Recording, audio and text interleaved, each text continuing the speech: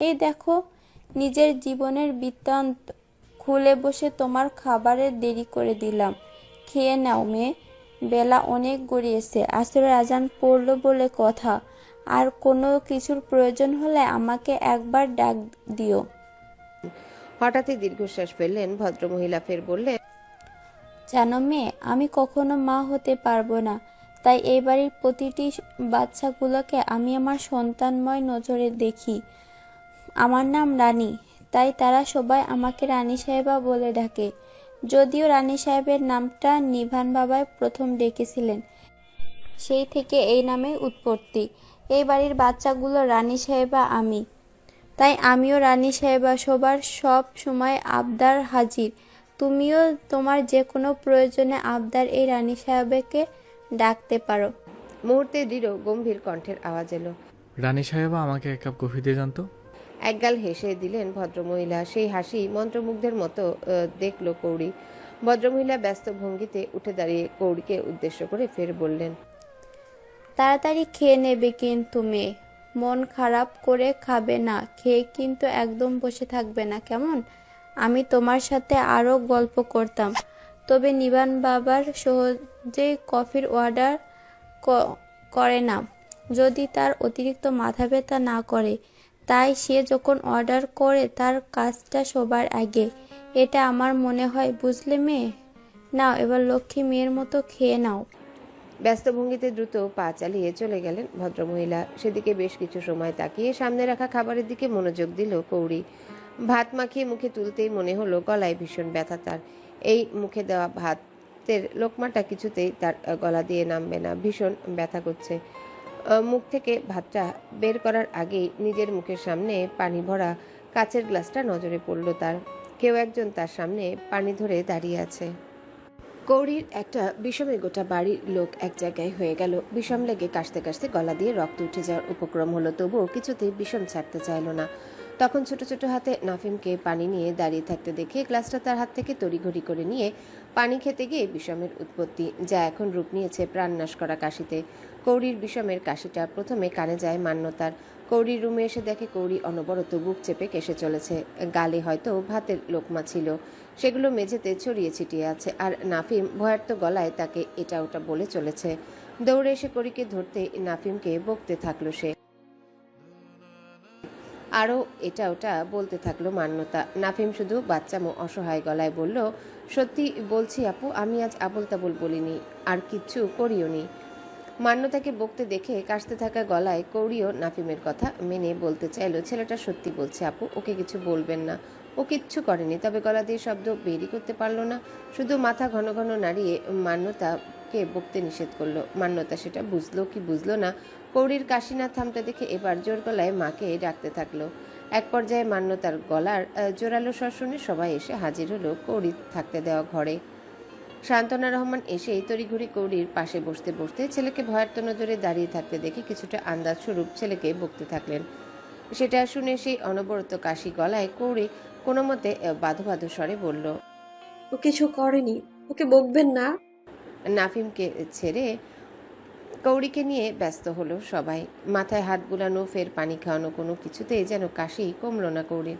এক পর্যায়ে নিহারিকা বেগম এসে কৌড়িকে নিজের সাথে জাপটে ধরে তার পিঠের মেরুদণ্ডে মৃদুভাবে হাতের তালু দিয়ে আঘাত করতে আস্তে আস্তে বিষম ছেড়ে জোরালো কাশি থেকে মৃদু কাশিতে পরিণত হলো কৌড়ির।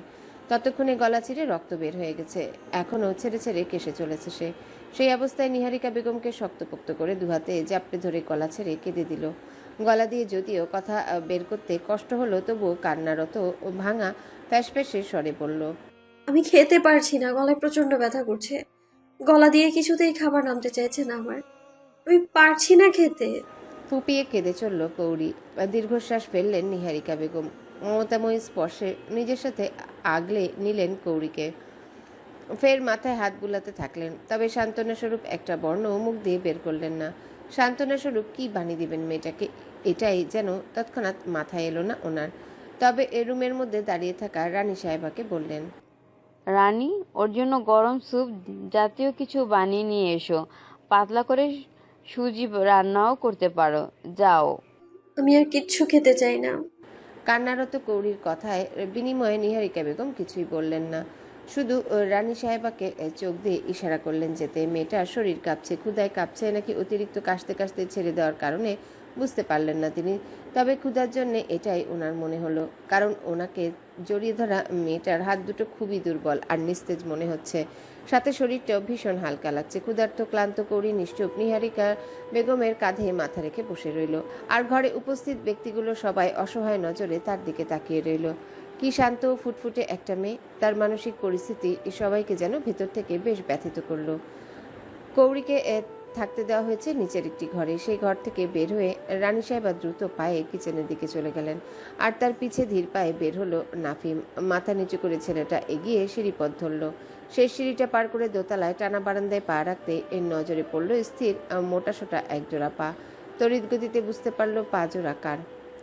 মুখ উঁচু করে সেই ব্যক্তির দিকে তাকালো নাফিম। সবসময়ের শক্ত চোয়ালে শীতল নজরখানা নজরবিদ্ধ হলো। কালো ট্রাউজার, অ্যাশ কালারের টি শার্ট পরা, পাহাড়ের মতো উঁচা লম্বা মানুষটা শটান দাঁড়িয়ে আছে। নাফিমকে তাকাতে দেখে মুহূর্তে প্রশ্ন করলো সামনে স্থির দাঁড়িয়ে থাকা মানুষটি। সবাই ভাবছে ও ছোটাছুটি করে রুমে গেল কেন? কি হয়েছে নাফিম? দাদা ভাই এরকম ভয়ঙ্কর গম্ভীর গলায় সবসময় কথা বলে কেন ও বুঝে আসে না নাফিমের। এভাবে কথা বললে তার যে সহজ কথাও গুলিয়ে যায়, এটা জানে না দাদা ভাই। কেন ছোট দাদা ভাইয়ের মতো তার সাথে একটু সহজ গলায় কথা বলতে পারে না? আমি কিছু জিজ্ঞাসা করছি নাফিম। আমার ফুলকৌড়ি ভাত খেতে পারছে না, খেতে গিয়ে ভীষণ লেগেছে, তাই কাঁদছে। আমার ফুলকৌড়ি মানে? থতমত খেলো নাফিম। কার সামনে দাঁড়িয়ে কথা বলছে মুহূর্তে যেন ভুলে বসলো সে। কথা শুধরে নিতে ফের চটপট গলায় বলল, আমার নয়, তোমার ফুলকৌড়ি। আমার ফুলকৌড়ি? সময় নিয়ে ধীর কণ্ঠে বাক্যগুলো উচ্চারণ করলো নিভান। মুহূর্তে এ গভীর কালো বাদামি মিশেলে নজর জোড়া আরো শীতল হলো তার। সেটা দেখে আরো ঘাবড়ে গেল নাফিম। নিজের কথার ভুলটা বুঝতে পেরে চোখে মোটা মোটা করে ফেললো সে। ফের চুপসে যাওয়া গলায় ধীরে ধীরে বলল, আমার ফুলকৌড়ি তোমার ফুলকৌড়ি, কারো নয়। ওই যে মেয়েটাকে তখন তোমার সাথে নিয়ে আসলে না, ওই আমি তারই কথা বলছি, আর ওর নামই ফুলকৌড়ি। চুপসানো গলায় কথাগুলো কোনো রকমে একটা না বলে ফাঁক ফকর খুঁজলো কোথা থেকে দৌড় দিবে সে। তবে দাদাভাই নামক পাহাড়ের মতো দেখতে উঁচু লম্বা মানুষটাকে পাশ কাটিয়ে দৌড় দেওয়া সহজ কথা নয়। তাই নিভানো গলায় ফের নাফিম বলল, দাদা ভাই আমি যাই। একটু থমকালো নিভান। যদিও চমকানোর কথা নয়, তবুও গাড়িতে বসা মাথা নিচু করে নিঃশব্দে কেঁদে যাওয়া সেই রমণীর কথা হঠাৎই মনে পড়ে গেল তার। তখন পাশে না তাকিয়ে অনুভব করতে পেরেছিল মেয়েটা কাঁদছে, আর সারা পথ কেঁদেছে, এটাও তার অজানা নয়। তবে আশ্চর্যের বিষয় হলেও মেয়েটার সাথে তার কোনো রকম কথা হয়নি। দাদা ভাই যাব। হাঁপ ছেড়ে বাঁচলো যেন নাফিম। এক সেকেন্ডও দাঁড়ালো না, দৌড়ে চলে গেল সে। নাফিম চলে যেতে নিচের ঘরটার দিকে এক পলক তাকে নিজের রুমের দিকে প্রস্থান করলো নিভান। যাবার আগে মৃদুস্বরে একবার আওড়ালো, ফুলকৌড়ি? অদ্ভুত নাম। দোতলার খোলা বারান্দার ও মাথায় দাঁড়িয়ে দিবা লক্ষ্য করলো নাফিমের সাথে নিভানের কথা বলাকে। কাছে এগোতেই নিভানের প্রশ্নগুলো না শুনলেও নাফিমের বলা চাঞ্চল্য স্বরের কথাগুলো শুনতে পেল এবং বুঝতে পারলো কার বিষয়ে কথা বলছে নিভান। নিভান মেয়েটা সম্পর্কে খোঁজ খবর নিচ্ছে। মন কিছুতেই মানতে চাইল না তার। এ বাড়িতে তো মেয়েটার ভালো মন্দ খোঁজ ভালো মন্দের খোঁজ নেওয়ার অনেক মানুষ আছে। তবে নিভানকে কেন খোঁজ নিতে হবে? খোঁজ না নিলে হচ্ছে না তার। তবে কি মেয়েটার প্রতি ইন্টারেস্ট হয়ে পড়লো নিভান? তবে কি করবে সে? তা হঠাৎ মেয়েটার কি হয়েছিল? নিহারিকা বেগম ঘরে ঢুকতেই বেডের উপর শয়নরত জাহিদ হাসান সাহেব জিজ্ঞাসা করলেন। সশব্দে দীর্ঘশ্বাস ছেড়ে স্বামীর কাছে এগুলেন তিনি। পাশে গিয়ে বসতেই বললেন, অতিরিক্ত কান্নাকাটির ফলে গলায় ব্যথা করে ফেলেছে, তাই খাবার খেতে গিয়ে গলায় আটকে গিয়েছিল। সেই খাবার গিলবার জন্য তাড়াহুড়ো করে পানি খেতে গিয়ে বিষম লাগিয়েছে। এখন কি অবস্থা? এখন ঠিক আছে, তবে ভাত খেতে পারেনি। পাতলা করে সুজি রান্না করে দিয়েছে রানী, তাই খাইয়ে ওষুধ খাইয়ে শুয়ে দিয়ে আসলাম মেয়েটাকে। ওর ঘুমানো প্রয়োজন। কাল থেকে ঘুমিয়েছে বলে তো মনে হয় না। ঘুম হলে শারীরিক মানসিকভাবে অনেকটা সুস্থ বোধ করবে, ঠিক হয়ে যাবে। মান্যতা আর মৌনতাকে ওর সাথে একটু সময় কাটাতে বলো, মাইন্ড ফ্রেশ থাকবে।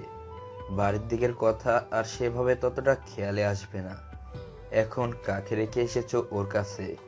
মেয়েটা যা বিধ্বস্ত অবস্থা, একলা ঘরে মেয়েটা আবার ভয় পায় কিনা তার ঠিক নেই। আপনি চিন্তা করবেন না, আমি মান্যতাকে ওর কাছে থাকতে বলে এসেছি। দীর্ঘশ্বাস ফেললেন জাহিদ সাহেব। কাছের বন্ধুটা হঠাৎ ইহকাল ত্যাগ করলো, অথচ নিজের পঙ্গুত্বের অসহায় অসুস্থতার জন্য একবারও দেখতেও যেতে পারলেন না তিনি। বন্ধু নামক মানুষটার কাছে কত কৃতজ্ঞতা প্রকাশ করার ছিল ওনার। সারা জীবনে হয়তো সেই উপকারের কৃতজ্ঞতা প্রকাশ করলেও কম পড়বে। হয়তো মানুষটা ঋণ শোধ করেছেন উনি, তবুও সেই দুঃসময়ের তার উপকারের কথা ভুলবেন কি করে?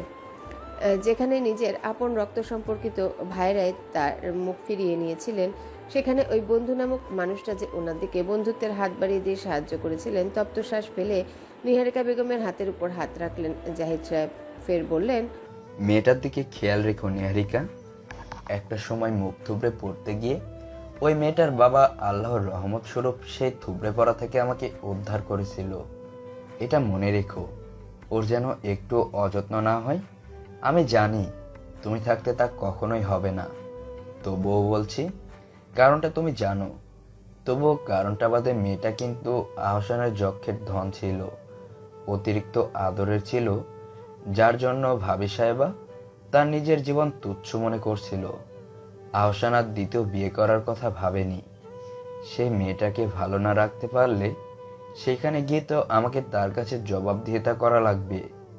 আর জবাবদিহিতার চেয়ে বড় কথা আমার বিবেক, আমার বিবেচনা। আমাকে যেন আমার বিবেক বিবেচনার কাছে কখনো ছোট বা অসম্মানিত না হতে হয়। আমি সারা জীবন এভাবে চলেছি, তুমি তা দেখে এসেছো। নিহারিকা বেগম চুপচাপ স্বামীর কথাগুলো শুনলেন। ফের জাহিদ সাহেবের শক্তপোক্ত হাতটার উপর নিজের অন্য হাতটার কোমল স্পর্শ রেখে নমনীয় গলায় বললেন, বলেছি তো আপনি দুশ্চিন্তা করবেন না। ও এবারের অন্য সব ছেলেমেয়েদের মতো করে থাকবে। তাই অযথা চিন্তা করে প্রেশার বাড়িয়ে নিজেকে আরো অসুস্থতার দিকে ঠেলে দেবেন না। আমাকে সেবা করতে তোমার খুব কষ্ট হয় তাই না নিহারিকা? মধ্যবয়স্ক সুদর্শন জাহিদ সাহেবের মুখের দিকে নিটল নজর ফেলল নিহারিকা বেগম। যৌবন বয়সী মানুষটা অতিমাত্রায় সুদর্শন ছিল, এখনো সেই সৌন্দর্যের বিন্দু পরিমাণ ঘাটতি হয়নি। যদিও বয়স বেড়েছে, পঙ্গুত্বের অসহায়তায় তাকে ঘরে শুয়ে বসে থাকতে হয়, তবুও সৌন্দর্য বিনষ্ট হয়নি। সুদর্শন শরীরে যৌবন বয়সে চলে যাওয়ার সাথে সাথে পরিবর্তন এসেছে, তবে সেই পরিবর্তনগুলো যেন আরও তার সুদর্শনতা বাড়িয়ে দিয়েছে। এই মানুষটার কাছে তিনিও খুব ঋণী। সেখানে তাকে সেভাবে করতে কষ্ট, অনীহা কি করে সম্ভব? সময় নিয়ে উত্তর দিলেন নিহারিকা বেগম। এটা কেমন কথা? আপনার এতদিনে তাই মনে হলো আমি বিরক্ত হয়ে আপনার সেবা করতে? তবে যে বলতে হয়, আমিও তো আপনার কাছে ঋণী। যে সম্মান আপনি আমাকে আর নিবানকে দিয়েছেন, সেই সম্মানের পরিবর্তে সারা জীবন আপনার সেবাও যে কম পড়ে যাবে। তবে শুধু সেই সুবাদে আমি আপনার সেবা যত্নটা করি না। আপনি আমার বিশ্বাস ভরসার স্থান, আমার জীবনের শান্তি সুখের বটবৃক্ষ। সেই ছায়াস্থল বটবৃক্ষটাকে সেবা যত্ন ছাড়া অযত্নে রাখি কি করে? আমি যে তবে অসহায়। নিভান আমারই সন্তান নিহারিকা, কখনো এভাবে আর বলবে না। আমি মনে প্রাণে মানি, ও তোমার গর্ভে ধারণ করা মানে আমারই সন্তান, আমার বড় সন্তান। আর তুমি আমার পরম পাওয়া সৌভাগ্যের স্ত্রী। সেখানে তুমি বা সে আমার কাছে কোনো ঋণী হওয়ার স্কোপ রাখে না। আর কখনো এ ধরনের কথা তোমার মতো বুদ্ধি বিবেচনা নারীর মুখ থেকে যেন না শুনি। স্বামীর কথায় মন ভরা তৃপ্তি পেলেন নিহারিকা বেগম। বরাবরই তৃপ্তি তিনি পেয়ে এসেছেন। নিভান এই মানুষটার সন্তান না হওয়া সত্ত্বেও তাকে কখনো বুঝতে দেওয়া হয়নি যে সে এই মানুষটার সন্তান নয়। এই বাড়ির আর নিজের ছেলে হওয়ার সেই প্রাপ্য স্নেহ মর্যাদা সম্মান সম্পূর্ণরূপে ছেলেটাকে তিনি দিয়ে এসেছেন। যদিও ছেলেটার পক্ষ থেকেও সেই শ্রদ্ধা মর্যাদায় তিনি পেয়ে এসেছেন আর পানও। শুধু বাবা ডাকটা বাদে, তবে সেই ডাকটা ডাকার জন্য তিনি কখনো জোরাবাদি করেননি। হয়তো নিহারিকা বেগমের মতো ছেলের বাবা ডাকটা নিয়ে মনে মনে আক্ষেপ রয়েছে ওনারও, যেটা উনি মুখ ফুটে কখনো বলতে পারেন না। নিভান কোথায়? এত পথ জার্নি করে এসে আবার অফিসে গেছে নাকি? এসে তো আমার সাথে দেখা করলো না। সচকিত হলেন নিহারিকা বেগম। বললেন, না, ও অফিস যায়নি, বাড়িতে আছে তো। ডেকে দাও তো, দেখি ওদিকের খবরাখবর একটু শুনি। আর মেয়েটা উঠলে আমার কাছে একবার নিয়ে এসো। আচ্ছা। বলে উঠে দাঁড়ালেন নিহারিকা বেগম। রুম থেকে প্রস্থান করার আগে জাহিদ সাহেব ফের বললেন, আমাকে একটু উঠিয়ে বসিয়ে দিও যাও, তবে ও আসলে কথা বলতে সুবিধা হবে। জাহিদ সাহেবকে উঠে বসিয়ে দিয়ে নিহারিকা বেগম নিভানকে ডাকতে গেলেন। তাকে ডেকে দিয়ে তিনি আর বাবা ছেলের মধ্যে থাকলেন না। দরজায় করাঘাত পড়তে সেদিকে নজর দিলেন জাহিদ সাহেব। নিভানকে দেখে ভিতরে আসতে বললেন। লম্বা লম্বা পা ফেলে ভিতরে এলো নিভান। বেডের পাশে অবস্থানরত ড্রেসিং টেবিলটার সামনে থেকে টুলটা টেনে খাটের পাশ ঘেঁষে বসলো সে। বসা মুহূর্তে হাতের ফাইলটা এগিয়ে দিল জাহিদ সাহেবের দিকে।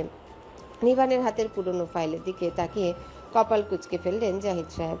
অফিস ফাইল তো এমন নয়। জিজ্ঞাসা করলেন,